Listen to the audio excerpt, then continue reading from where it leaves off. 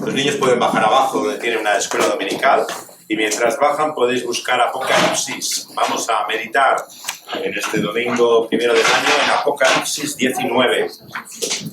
Apocalipsis 19.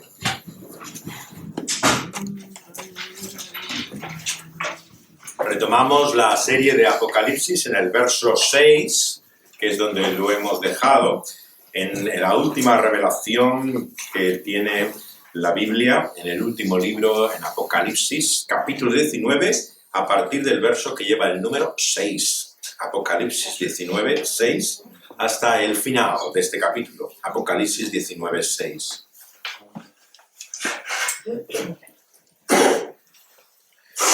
Dice así en esta visión Juan: oí como la voz de una gran multitud, como el estruendo de muchas aguas, y como la voz de grandes truenos que decía: ¡Aleluya! Porque el Señor nuestro Dios, Todopoderoso, reina.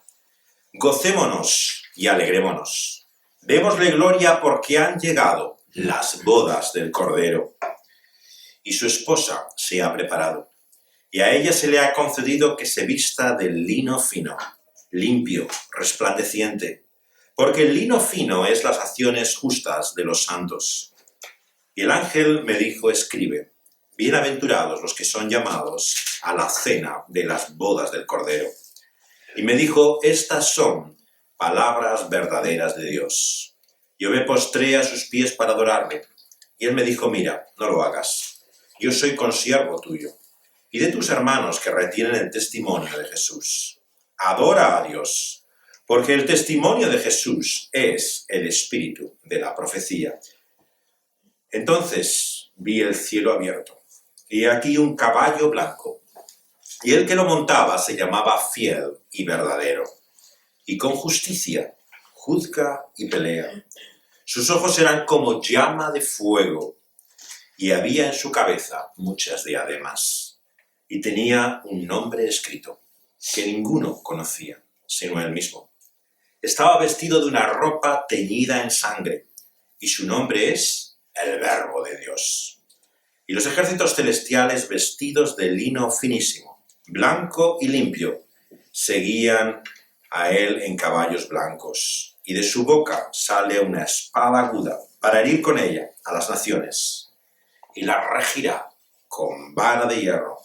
Él pisa el lagar del vino del furor y de la ira del Dios Todopoderoso. Y en su vestidura y en su muslo tiene escrito este nombre: Rey de Reyes y Señor de Señores. Y vi a un ángel que estaba en pie en el sol, y clamó a gran voz diciendo a todas las aves que vuelan en medio del cielo: venid y congregaos a la gran cena de Dios, para que comáis carnes de reyes y de capitanes, y carnes de fuertes, y carnes de caballos, y de sus jinetes, y carnes de todos, libres y esclavos, pequeños y grandes. Y vi a la bestia, a los reyes de la tierra, y a sus ejércitos, reunidos para guerrear, contra el que montaba a caballo, y contra su ejército. Y la bestia fue apresada, y con ella el falso profeta, que había hecho delante de ella las señales con las cuales había engañado a los que recibieron la marca de la bestia y habían adorado su imagen. Estos dos fueron lanzados vivos dentro de un lago de fuego que arde con azufre, y los demás fueron muertos con la espada que salía de la boca del que montaba el caballo, y todas las aves se saciaron de las carnes de ellos. Vamos a pedirle a Dios que nos hable también por medio de esta visión, que podamos entender algo de su significado y que también nos cambie. Vamos a pedírselo a Él. Señor, en esta mañana venimos ante ti al comenzar este nuevo año, sabiendo que tú conoces todas las cosas, pero es más, sabes lo que ha de venir. Por eso, Señor, ¿a quién iremos cuando queremos conocer lo que el futuro nos desvela? Señor, ¿cómo podremos descubrir qué es lo que nos espera si no es por medio de ti? Aquel Señor que todo lo sabe, todo lo conoce, que nos da, Señor, su sabiduría eterna y nos la revelas por medio de tu Hijo, Cristo Jesús, quien nos habla también por medio de esta visión gloriosa de aquello que ha de venir. Señor, te lo pedimos en el nombre de tu amado Hijo. Amén.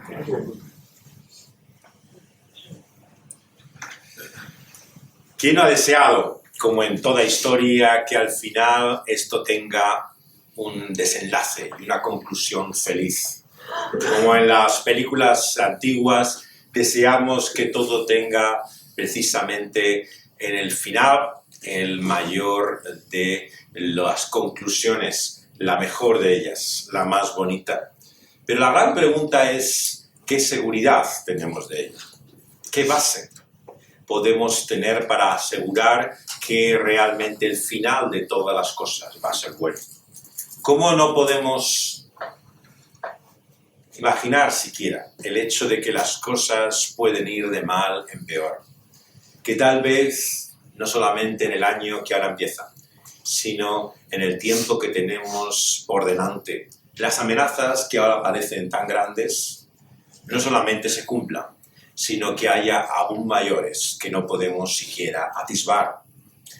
Y no hay duda que al comenzar un nuevo año, todo en torno nuestro nos habla de la realidad de esas sombras, de lo que se vislumbra en torno a nuestro.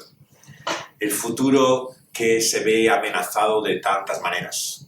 Muchos han despedido el año en este continente literalmente con ciudades sitiadas por el ejército, por fuerzas de orden y de seguridad.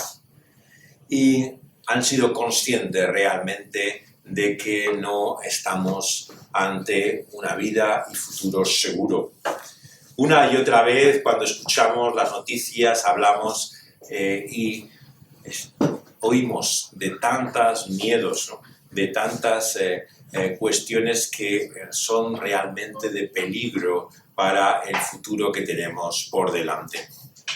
Pero nuestra historia aquí nos cuenta cómo el propósito desde la eternidad de Dios ha sido llevar todo a la mejor conclusión.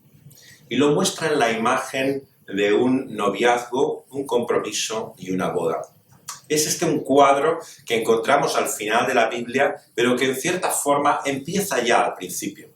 Podríamos decir que uno de los temas de la Biblia, hay diferentes maneras en que podríamos resumir, ¿no?, el mensaje de la Biblia, pero sin lugar a dudas una de las más claras y fuertes es esta idea, la idea de una historia de amor. Pero como toda historia de amor, está constantemente amenazada. Y lo que vemos aquí es que los peligros son reales. Por eso todo este mensaje de confrontación, de lucha, de guerra, si queremos decirlo, ¿no?, entre el poder del mal y el poder del bien, es tan central en toda la Escritura. En toda la Escritura encontramos siempre la realidad de que hay alguien que se opone a Dios y a su propósito y a su plan. Desde el principio, capítulo 3 de Génesis, Dios ha hecho todas las cosas buenas, ha creado al hombre y lo ha puesto en ese paraíso.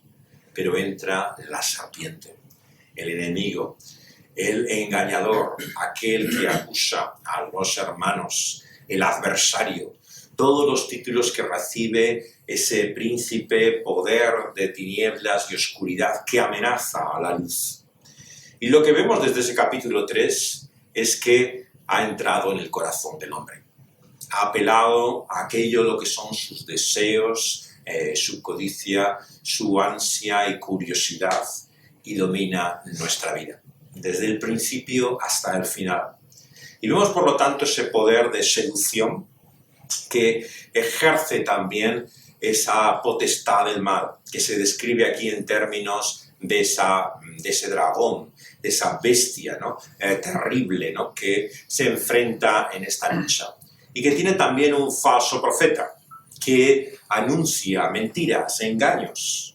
Siempre cuando contemplamos qué es lo que se opone a ese reino de Dios y de justicia, encontramos dos elementos, ¿no? Uno que parece más político y otro más religioso.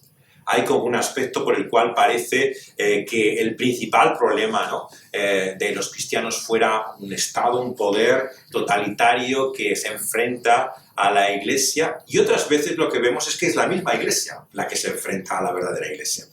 Entonces cuesta decidir, ¿no? Hay personas que ponen el énfasis en lo anticristiano de la religión misma, ¿no? Y otros que ponen todo el énfasis en el poder, ¿no? Y todo lo que significa su estructura política. Pero no hay que escoger entre uno y otro, están aliados. Esto es lo que nos dice nuestro texto, actúan conjuntamente. Por lo tanto, todo lo que se opone políticamente, ¿no? Y con la fuerza, en este caso, ¿no? De la violencia, va unido también al error, al engaño, a la mentira, ¿no? Y forman esta tremenda alianza terrible, ¿no? Que se enfrenta con Dios y su propósito desde el principio.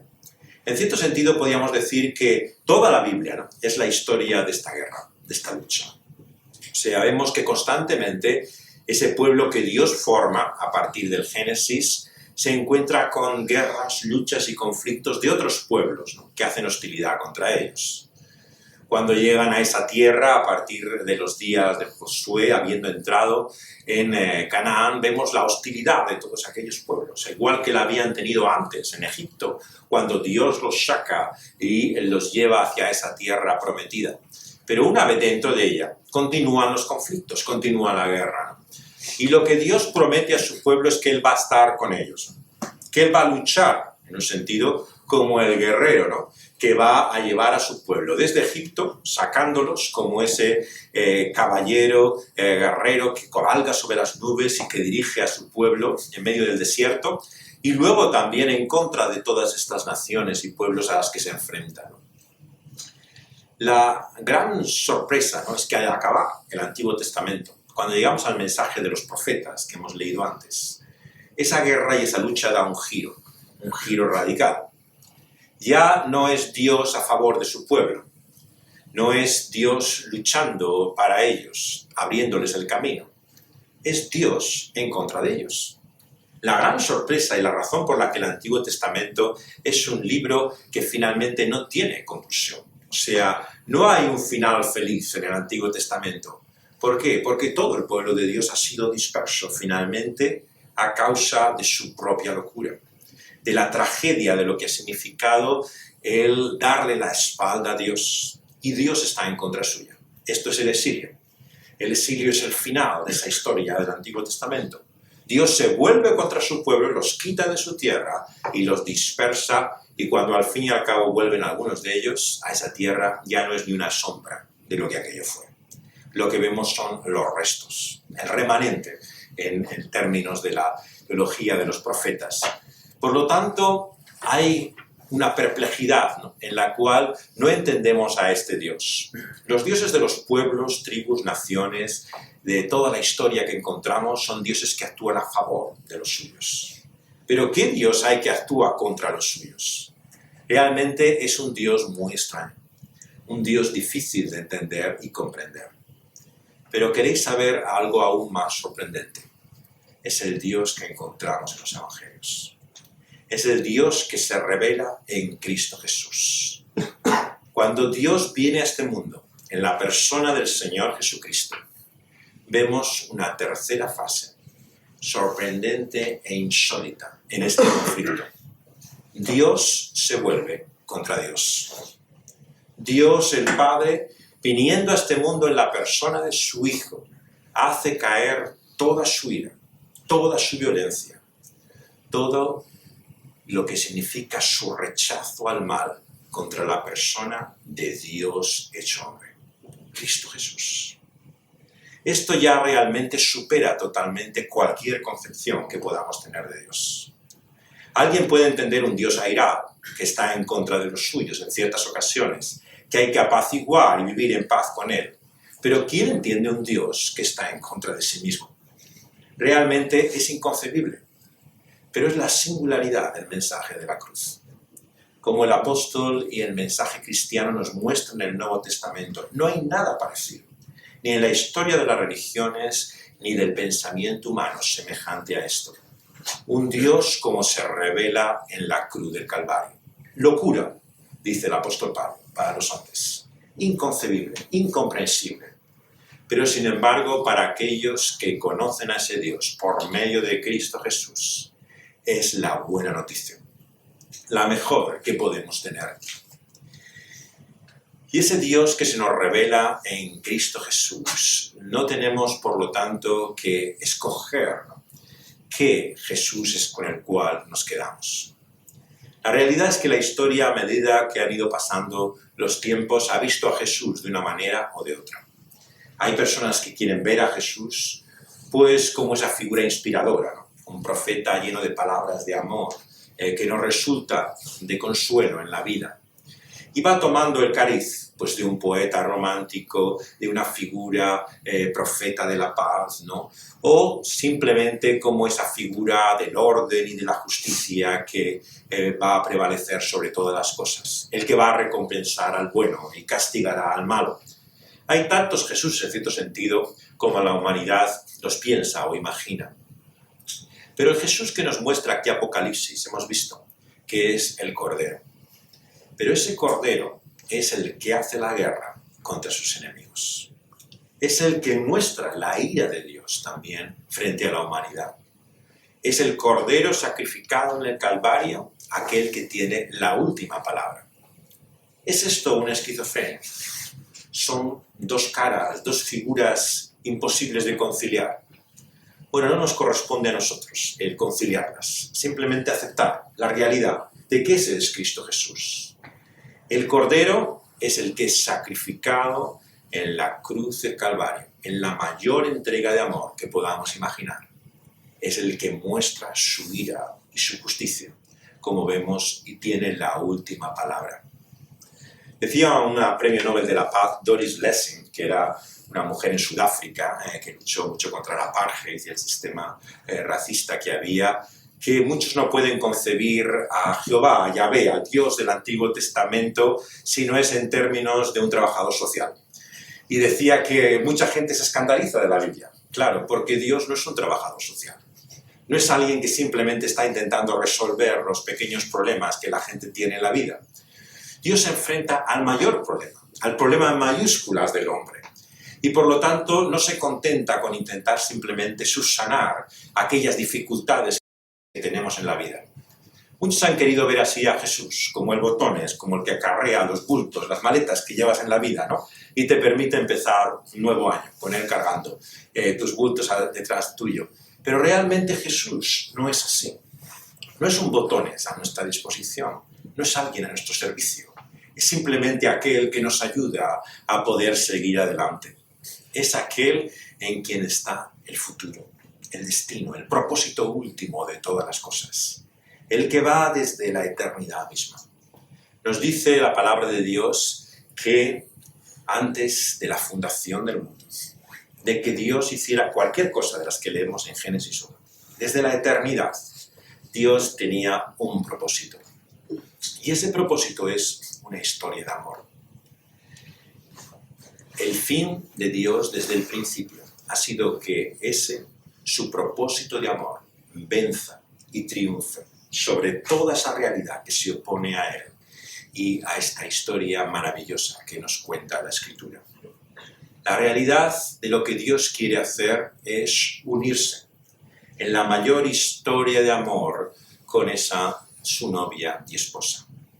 Y es por esto que los profetas, Oseas, el propio Dios, como se revela por medio de Moisés, quiere establecer como un pacto, como un compromiso, como una alianza de unión, en el sentido de un matrimonio. Se presenta como el esposo de Israel, aquel que ama a quien no lo merece.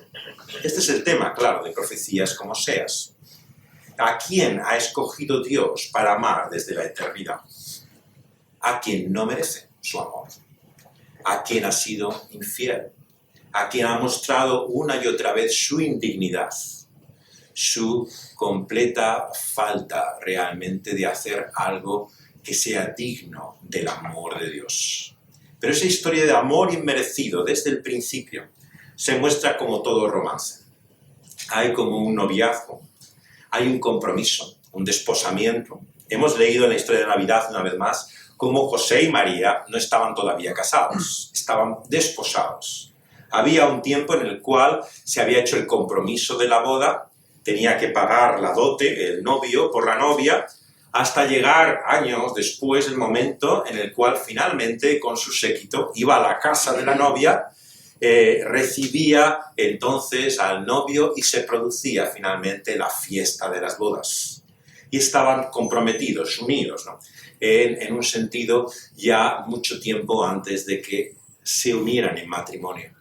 Y en cierto sentido muchos han intentado explicar así la historia que la Biblia nos cuenta, como la historia de ese romance, de ese compromiso, ¿no? Pero de una boda que todavía no ha llegado. Esta es finalmente la conclusión a la cual nos lleva nuestro texto en esta mañana. Estamos esperando la fiesta. Quien cree que la fiesta ya ha llegado, realmente no ve más que una parte de las cosas. Es cierto que cuando el esposo ha venido, Cristo Jesús, Él dice que aquellos que están en torno suyo, a su lado, están de fiesta. Ha llegado el esposo y por lo tanto el ayuno, todas aquellas cosas que en la religiosidad de los judíos implicaban la verdadera espiritualidad, estaban fuera de lugar. Porque cuando está el esposo es el momento de celebrarlo. Pero todavía no ha llegado ese momento. Todavía no se ha celebrado la boda misma. Ha venido, esto es lo que hemos recordado una Navidad más, a este mundo. El reino se ha acercado, ha llegado en la persona de Jesús, pero es como si todavía no haya sido consumado, no ha sido realizado ese reino. Estamos en lo que tantas veces se ha dicho que es el ya, pero el todavía no. En este intervalo, en este tiempo, desde que el reino ha venido hasta que el reino de los cielos sea finalmente consumado, realizado. Es por eso que tantos cristianos se ven confusos con esta idea del reino. ¿Qué significa que Cristo viene a este mundo como el Rey?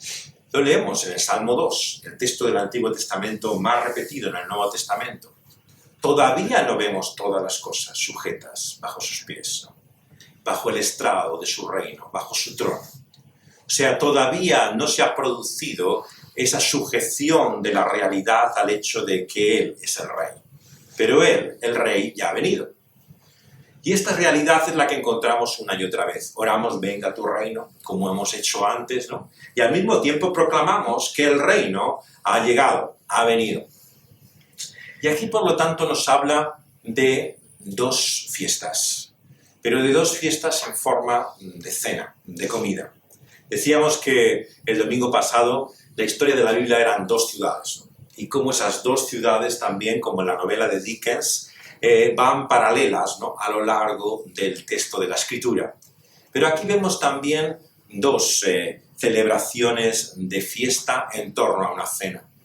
Uno es una fiesta y una cena terrible, tétrica, la de aves depredadoras, que hacen realmente de los despojos, de la carnaza, ¿no?, de todas estas criaturas que han sido muertas, su festín.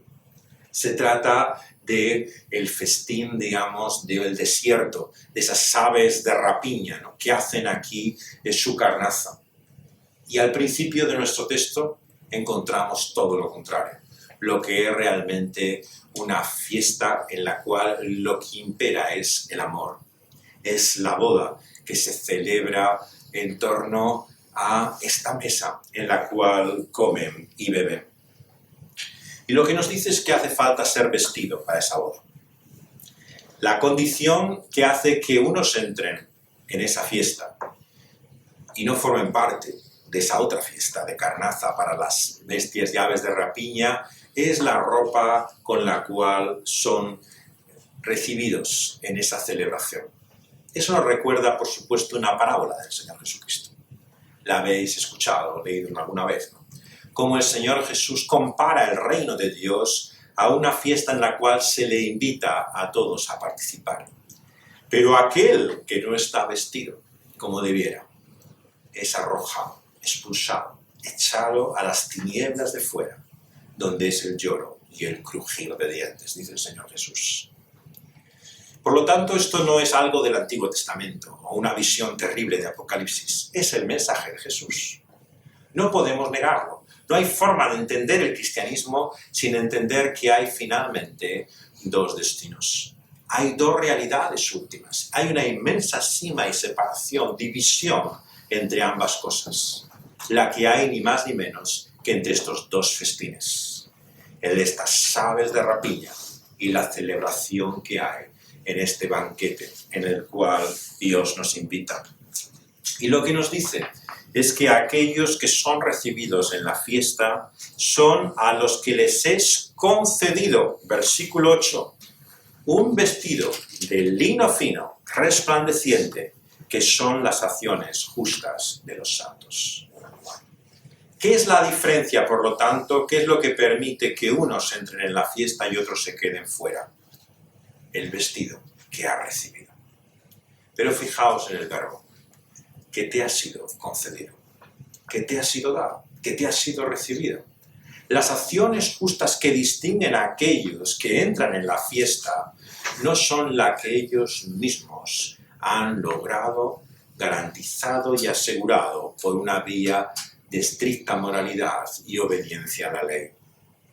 El Señor Jesús, por lo tanto, muestra esa gran diferencia que hay, la que significa el don, la concesión, el regalo de esa justicia que Dios nos quiere dar en Cristo Jesús. Por eso podríamos resumir nuestro texto en tres realidades acerca de Cristo, por poder estructurarlo de alguna forma. Y la primera de ellas es, sin lugar a dudas, de principio a final, que Él es justo. Todo el mensaje de la Escritura una y otra vez nos muestra que Dios es justo. Pero ¿cómo conocemos la justicia de Dios en este mundo de injusticia? Por medio de Cristo Jesús. Eso es lo que Él nos dice. Él solamente es el justo y quien nos concede esa vestidura de justicia. Sin la justicia de Dios en Cristo Jesús, nadie será recibido a la fiesta. Y todo aquel que será expulsado, rechazado, enviado a esas tinieblas de fuera, recibirá de la justicia de Dios en Cristo Jesús de su propia mano. Él lo hace por medio de esa espada que viene de su boca. ¿Qué significa esto? Bueno, muchos han debatido, ¿no?, entre el sentido de estas palabras, ¿no? Algunos tienden a espiritualizarlas, claro. Esto es simplemente su palabra y que su palabra nos condenará en aquel día. Simplemente es esto. Que como la verdad de Él y que lo que Cristo dice será la que prevalezca, por ella seremos condenados. Otros cristianos, por el contrario, lo que demuestran es la imagen literal, física. Es realmente la espada, la destrucción, la muerte que Cristo va a traer por medio de su boca, produce esa tremenda mortandad que viene a continuación.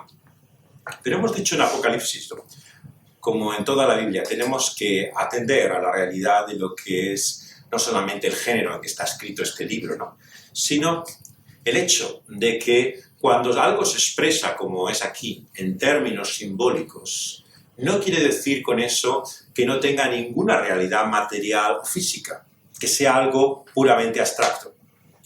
Muchos han entendido así quién es Cristo Jesús. Es simplemente una verdad o un valor abstracto, impersonal, pero esto no es así.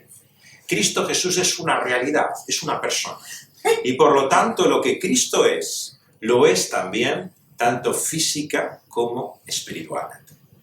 ¿Por qué sabemos que Él, entonces, su justicia prevalecerá? No solo porque su palabra de verdad tendrá la última palabra, sino porque su justicia será una realidad frente a la injusticia de este mundo. En este sentido tenemos que ver que no hay que escoger, no hay que elegir nuevamente entre la realidad de ese juicio que se muestra en destrucción finalmente, como vemos, y en el castigo del malo, y lo que es su verdad y todo el valor espiritual que eso implica. Ambas van unidas. Cristo prevalecerá con esa su palabra, pero también con su justicia. Y lo que vemos es que Él tiene finalmente la conclusión, el cierre de toda esta historia. Nos dice que Él, con ojos como llamas de fuego, versículo 12, está finalmente puesto en la autoridad para administrar ese juicio. Esa mirada penetrante que nadie puede resistir, como una llama de fuego, es a la cual todos y cada uno de nosotros tenemos que enfrentarnos. Y ante esos ojos y ante esa mirada no hay nada que ocultar. Somos tal y como somos.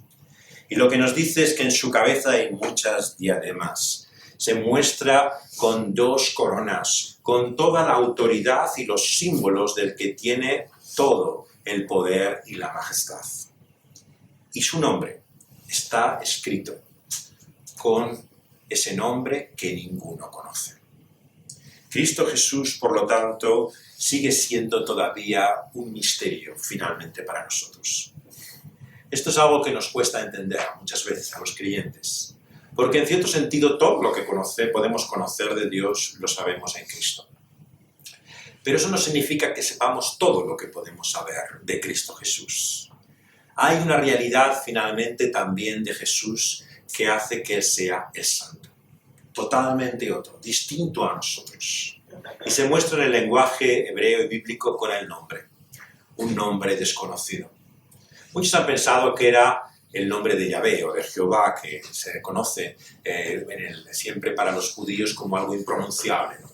Pero es una especulación, no se nos dice cuál es el nombre que Él tiene escrito.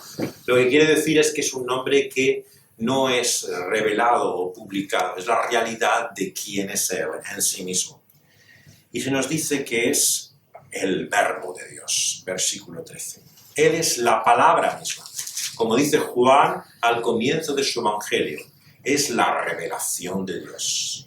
Es esa palabra finalmente de sabiduría que nos da el conocimiento último de las cosas. Y aparece, y esto es lo que nos choca, ¿verdad? Aparece esa palabra y ese verbo vestido con una ropa teñida de sangre. Para entender eso tenemos que ir a Isaías, ¿no? Y en Isaías encontramos ese cuadro también en el cual aparece teñido de sangre en el capítulo 63, aquel guerrero que traerá el día de la venganza. Nos dice que es como aquel que ha pisado un lagar, en Isaías 63, y al pisar el lagar de los pueblos, con su ira, en su furor, dice el versículo 3 del capítulo 63 de Isaías, la sangre salpica sus vestidos, le mancha toda su ropa. Es una imagen realmente sangrienta. Lo que nos muestra aquí es que aquel que tiene el verbo y la palabra de Dios trae su justicia con un precio, con un coste. Y eso implica esa lucha y batalla real que el Señor Jesús viene a hacer a este mundo. ¿Y dónde hace esa lucha y esa batalla Cristo sobre el poder del mal? Como hemos dicho, fundamentalmente en esa cruz del Calvario. Cuando Dios el Padre revela su justicia contra su Hijo, toda la ira, todo el aborrecimiento de Dios contra el mal cae sobre la persona de su Hijo. Él recibe toda la ira de Dios. Pero también nos dice que ese mismo Cristo que murió, resucitó. Y que habiendo aparecido de nuevo a los discípulos, subió a los cielos, de donde vendrá para juzgar a los vivos y a los muertos. Y entonces revelará finalmente esa misma justicia. Por esto es que tenemos que darnos cuenta que si Dios no ha pasado por alto el mal, haciendo padecer en la cruz a su propio Hijo, ¿cómo podemos decir que finalmente no va a hacer sufrir o padecer a nadie a causa de su maldad? Hay 2 opciones. O recibimos esa justicia de Dios en Cristo Jesús y nos libramos, huimos de esa ira que ha de venir, o tendremos que enfrentarla con nuestra propia justicia. No hay más que 2 opciones frente a la justicia de Cristo. La tuya propia o la que te viene por medio de Él, que Dios nos concede, que Dios nos regala. En segundo lugar, nuestro texto nos muestra que Él no solamente es justo, sino que Él es fiel. Nuestro pasaje nos dice que así se le describe en el versículo 11, al verle en el cielo abierto sobre un caballo blanco. El que lo monta se llama fiel. La fidelidad es tal vez lo que más se resalta en ese amor que se muestra como central al matrimonio. El matrimonio, no nos engañemos, es un pacto. Y un pacto es una alianza a la cual uno se compromete. No es en primer lugar un sentimiento que uno tiene o puede dejar de tener.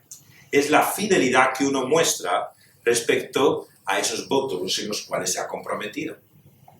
Y en este matrimonio encontramos una unión tremendamente desigual. Hay un esposo que muestra su fidelidad en un amor que va hasta la muerte.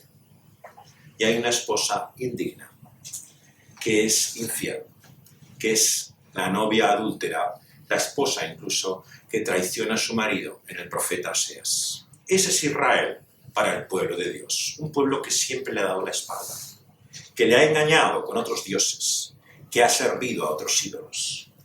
Pero Dios muestra su fidelidad, su amor verdadero, ¿cómo? En Cristo Jesús. En Cristo Jesús está la aceptación total y completa de esa historia de amor de la que nos habla la Biblia. Nosotros le hemos engañado, le hemos traicionado, hemos adulterado con otros dioses e ídolos, pero Él en Cristo Jesús se ha entregado hasta la muerte. Por eso Juan en su carta nos dice al principio de su epístola que Él es fiel y justo para perdonar nuestros pecados cuando se los confesamos delante de Él. Por eso al comenzar este año, al dejar este año que queda a nuestra espalda, tenemos que reconocer la realidad de nuestra vida. No podemos engañar a Dios, ni podemos engañarnos a nosotros. Debemos confesar la realidad de nuestros pecados. Pero el mensaje del Evangelio es que hay alguien que es no solamente justo, sino fiel. Cristo Jesús, el que viene sobre ese caballo blanco desde los cielos, que muestra la gloria de Dios, nos muestra su fidelidad. Nos dice la Escritura, y tantas veces lo citamos, ¿no?, que Jesucristo es el mismo hoy, ayer y por los siglos. Él es el único realmente fiel. Él nos muestra la fidelidad de Dios, desde el principio hasta el fin. ¿Por qué sabemos que Dios y su amor no nos va a abandonar en este año que ahora empieza? ¿Por qué sabemos que su fidelidad no va a desaparecer ante la realidad de nuestra traición, engaño y deslealtad?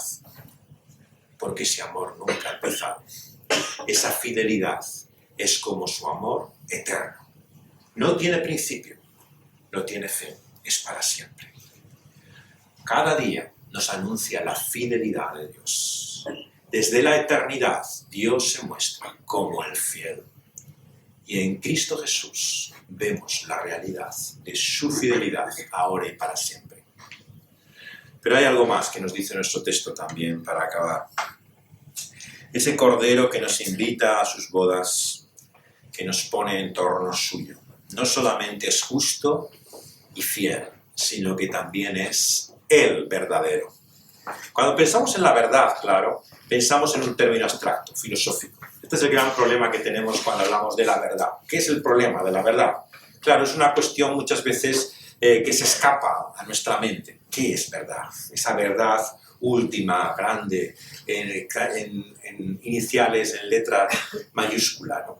Pero la verdad que encontramos en Cristo Jesús es una verdad personal.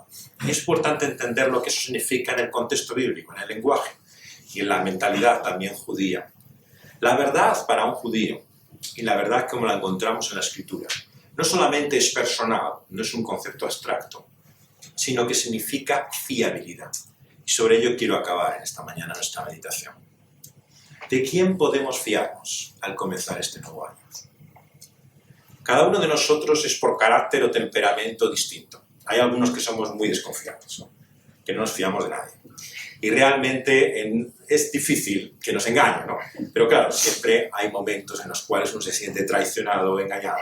Pero lo que prima siempre es la suspicacia, la sospecha. Si algo te dicen, si algo buscan, si algo quieren, bueno, por algo será, ¿no? Inmediatamente empezamos a pensar en nuestra mente cuáles son las motivaciones, qué es lo que hay detrás de todo esto que estamos viendo. Porque no nos fiamos fácilmente. Y esto, claro, tiene una explicación. Cada uno de nosotros ha vivido en su vida el desengaño, la traición, lo que significa ver su confianza una y otra vez puesta a prueba por personas que has querido, que has amado, para que has vivido pensando que podías esperar todo de ellas y finalmente te has sentido engañado. Y por eso es que muchos también empiezan este año con desconfianza. Incluso aquellos que tienen un espíritu o condición más abierta, que son, digamos, personas más confiadas. Una y otra vez se pone a prueba su confianza. ¿Qué pueden esperar realmente del tiempo que ahora empieza? Lo que la palabra de Dios nos muestra es que Cristo Jesús no es solamente el justo y el que es fiel. Él es el verdadero, en el sentido que es el único en el cual podemos fiarnos. Y esto es de lo que trata toda la Escritura, de hasta qué punto podemos confiar en Cristo Jesús. Fijaos en qué consiste la salvación, en qué se basa realmente, finalmente, el dilema de la fe. ¿Es en creer o no creer? ¿Es confiar o no confiar? O sea, realmente es de esto de lo que se trata. Si realmente pensamos que Cristo y todo lo que es Él, su palabra, pero también lo que Él nos promete, es finalmente fiable o no. Y esto es lo que nos responde finalmente en este capítulo 19. Nos dice: gocémonos y alegrémonos, démosle gloria, porque han llegado las bodas del Cordero y su esposa se ha preparado. Y a ella se le ha concedido esa vestidura de lino fino y resplandeciente, que son las acciones justas. Y el ángel le dijo: escribe, bienaventurados los que son llamados a esta cena de las bodas del Cordero. Estas son las palabras verdaderas de Dios. En este mundo encontramos muchas verdades, tantas como cada uno de nosotros. Pero como decía aquel pensador cristiano, Francis Schaeffer, hay una verdad verdadera. Y hay palabras que son verdaderas, ¿no? Que son aquellas en las cuales podemos basar y confiar nuestra vida. Hay muchas verdades, pero no en todas las verdades puedes basar y confiar tu vida. Finalmente hay una verdad última en la cual tienes que descansar. Y esto es lo que Dios en su palabra nos ofrece, Cristo Jesús. Él y su palabra verdadera, esa verdad verdadera, es en la cual podemos descansar. Es la palabra que tenemos que creer. Y Él, postrado a sus pies, le adora. Lo que reconoce en esa palabra y revelación es la majestad divina, es la gloria de Dios. Y entonces el ángel le dice: yo soy un consiervo tuyo. A mí no me tienes que adorar. Y le dice: adora a Dios. Porque el testimonio de Jesús es el espíritu de la profecía. De lo que trata la revelación de Dios es de Cristo Jesús. Es a Él a quien tenemos que adorar. Por lo tanto, nuestra vida consiste en a quién adoramos, a quién servimos, a quién reconocemos. Y solamente hay alguien digno de confianza: Cristo Jesús. Toda otra cosa o persona te va a fallar. Te lo advierto ya, de antemano, al comienzo de este año. Si crees que algo en este mundo, por mucho que lo aprecies o estimes, que pongas tu vida en torno a ello, sea en tu familia, sea en tu trabajo, sea incluso en la comunidad de los creyentes de esta iglesia, nunca te va a decepcionar. Eres un ingenuo. Perdona que te lo diga, pero eres un ingenuo. Porque no hay nada ni nadie que te falle ni te decepcione. Solamente hay uno, la gran excepción: Cristo Jesús. Él es el justo, fiel y verdadero. Si tu fe no depende de Él, entonces a lo mejor este año será tu último año, en esta iglesia o en cualquier otra. Porque realmente tu fe no está basada en Cristo Jesús, sino en otras personas. Si tu vida depende solamente de aquellos que quieres ahora, puede llegar a ser este año precisamente el año en que te amargues y en tu decepción piensas que ya no hay amor para ti posible, porque tu vida gira en torno a esa persona. Pero lo que Dios nos promete es que Cristo nunca nos fallará. nunca nos decepcionará. Él es el justo, Él es el fiel, pero Él es también el verdadero, aquel en quien podemos confiar. Y este es el que finalmente vemos que los ejércitos celestiales, versículo 14, vestidos de lino fino, blanco y limpio, les siguen en caballos blancos. De su boca sale esa espada aguda para herir a las naciones, y regirá con vara de hierro. Pisará el lagar del vino del furor y de la ira, y en su vestidura y en su muslo tiene escrito un nombre: Rey de Reyes y Señor de Señores. Él, por lo tanto, es alguien en quien podemos confiarnos y fiar, porque Él tiene también toda la autoridad. Cuando aquel que te ama tiene la capacidad para poder mostrarte ese amor, es que estamos en condiciones de poder esperar mucho de esa persona. Si esa persona no está en la circunstancia o en la disposición de poder amarte como ella quisiera, realmente no puedes girar tu vida en torno a ella. Pero Cristo Jesús no solamente tiene el corazón de Dios para amarnos, tiene el poder y la capacidad para demostrarlo, para hacer realidad ese amor finalmente. Y es por esto que sabemos que esta historia acabará finalmente en unas bodas, en la celebración en la cual podremos unirnos a ese amor eterno de Dios por medio de Cristo Jesús. Y nos dice que aquel que es el Rey de Reyes y Señor de Señores hará que todo lo que está en contra de esa historia de amor, todo lo que se enfrenta a que podamos unirnos con Él, sea finalmente destruido. Se comerá la carne de reyes y capitanes, de fuertes y de libres, de esclavos pequeños y grandes. Así la bestia como el falso profeta, como todos los que le adoraban, todos ellos, versículo 21, son muertos con la espada que sale de su boca. La seguridad de que podremos unirnos a Dios, de que nada nos podrá separar de Él, es que Él acabará con todo aquello que nos separa de Él.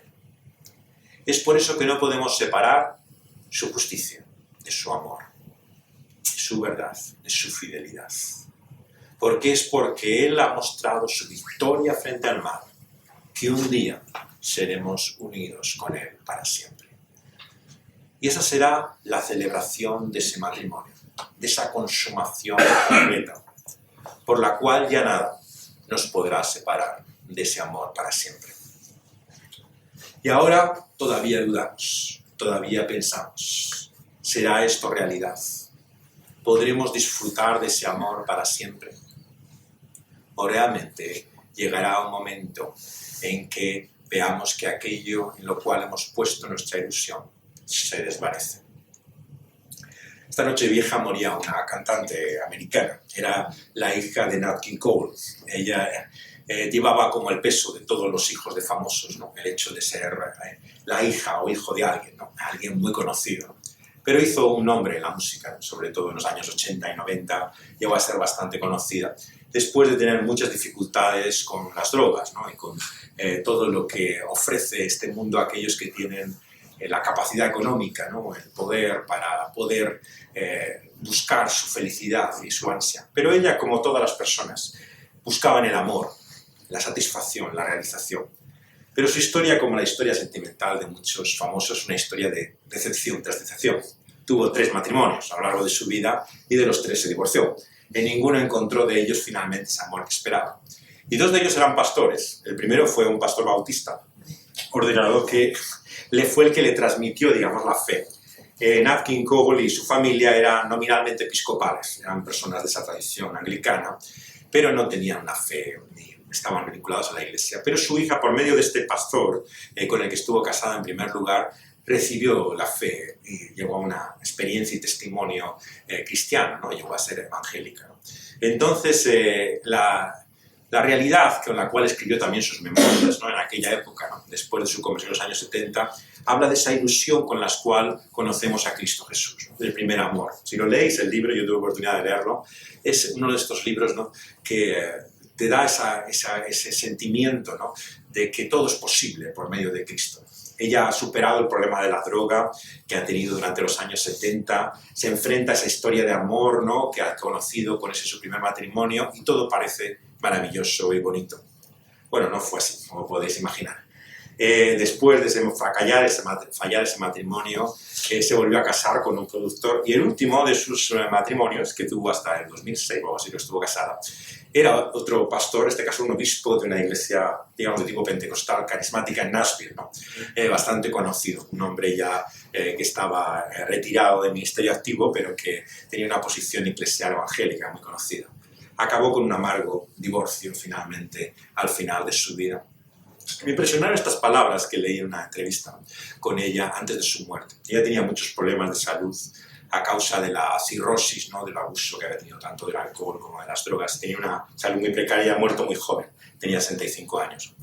Y antes de morir, ¿no?, dijo unas palabras que para mí expresan el mensaje central de la Biblia. Y es por eso que quiero mencionarlas al final de esta meditación. Dice: al llegar a este punto, a este momento en la vida, me he dado cuenta que solamente puedo estar satisfecha con alguien, que solamente hay uno que puede ser el hombre de mi vida. Dice, y ese es Jesús. Dice, ya no espero a nadie más, ya no espero nada más aparte de Él. Solamente Jesús es aquel que me puede dar el amor que busco. Y yo creo que esa es finalmente la historia de amor que también Dios quiere que tengamos cada uno de nosotros con Él. Que sea cual sea la experiencia y el momento, progresivamente como ella, después de muchos desengaños, caídas y fracasos, que finalmente podamos llegar a ese momento en nuestra vida, antes de enfrentarnos con Él, antes de la realidad de ese día, en que podamos llegar a decir que Él es nuestro legítimo esposo, en la salud y en la enfermedad, en la riqueza y en la pobreza, en cualquiera que sean las circunstancias que estemos en nuestra vida. Solamente hay un amor con el cual podemos contar, y ese es el que Jesús nos ofrece. Y os advierto y anuncio que ese amor es más maravilloso de lo que podemos imaginar. Ahora parece leve, difuso, lejano, abstracto incluso, pero cuando ese amor se consuma, cuando ese amor se realiza plenamente, veréis que es mayor de lo que nunca podríamos pensar o imaginar. Nunca nos decepcionará. Todo otro amor nos fallará. Pero el amor de Dios con Cristo Jesús es para siempre. Y es por eso que aquella última noche, el Señor Jesús también, antes de hacer la mayor entrega de amor, antes de sacrificar su propia vida en lo que era la mayor demostración de amor que podía hacer por nosotros, quiso explicarnos, quiso darnos un testimonio, una evidencia material y física, ¿no?, de lo que ese amor significa. Y fijaos que es físico, ¿no? Tristemente yo creo que este es el gran problema del cristianismo y particularmente también en su versión evangélica, ¿no? Lo hemos hecho algo tan espiritual, ¿no?, que es tan espiritual que ya no sabemos cuál es la realidad de ello. Todos son bonitas palabras, son sentimientos, son cosas que en cierta forma nos llenan, pero que nos parecen irreales, lejanas. Pero fijaos cómo Dios nos presenta su reino. Es una realidad física, material, es un banquete, es una cena en la cual participamos. Y Jesús quiso mostrarlo así aquella última noche. Dijo, esto es comida y bebida. Por supuesto que no es solo comida y bebida. Lo dice el apóstol Pablo, el reino es más que comida y bebida. Es también la realidad sobre todo del Espíritu de Dios y lo que Él hace, pero no menos que ello. Lo que nos dice el Señor Jesucristo es que Él es el verdadero pan, el alimento, la comida. Y lo mostró con aquel pan. Al partirlo dijo, este es mi cuerpo, que por vosotros es partido. ¿De qué sirve que le digamos a un mundo hambriento, en necesidad, que lo que necesita es pan y comida, que la respuesta es espiritual? Lo que Jesús es para nosotros es el pan, es la comida, es el alimento que necesitamos. No son solamente palabras. Por supuesto que no solamente de pan vivirá el hombre, sino de la palabra que viene de Dios. Pero eso no significa que Cristo no sea verdaderamente nuestro pan, la comida, el alimento que necesitamos. Y el Señor Jesús quiso mostrarles, por lo tanto, que su entrega física, material, en aquella cruz, era lo que necesitamos en esta vida. Que es verdaderamente el amor completo, el amor auténtico. Y por eso es que Él nos llama a pensar en ese día. Celebramos esta mesa hasta que el Señor Jesús vuelva. Cuando Él vuelva ya no habrá símbolo que sirva. Ya no será un pedacito de pan. Ya no será un simple gusto, algo que nos hable de algo que nos parezca bueno. Será el mayor bien que podemos imaginar. El mayor banquete. Y esto lo muestra siempre en estas imágenes, ¿no?, del reino, como fiestas, como cenas, como celebraciones a la cual nos invita. Y comienza precisamente esa misma noche. El Señor Jesús celebró esa cena, la Pascua, porque nos mostró para qué había venido a este mundo, para que participemos de esa mesa, en la cual nos anuncia que con Abraham, Isaac y Jacob, con todos los que nos han precedido en esa fe, estamos invitados a su banquete y celebración eterna. Y dijo: este pan que por vosotros es partido, es mi cuerpo, es mi carne. El Señor Jesús no nos da su espíritu, el Señor Jesús nos da su cuerpo, su carne, su vida. Por lo tanto, cuando pienses cómo Cristo me va a ayudar en este año que ahora empieza, no digas, bueno, espiritualmente, me dará el aliento, el impulso, el ánimo, ¿no?, el consuelo. No, el Señor te dará la vida. Porque el Señor no ha dado menos, ha dado todo su ser. Él no ha diezmado una parte de lo que nos daba, ha entregado toda su sangre, toda su vida, todo su cuerpo.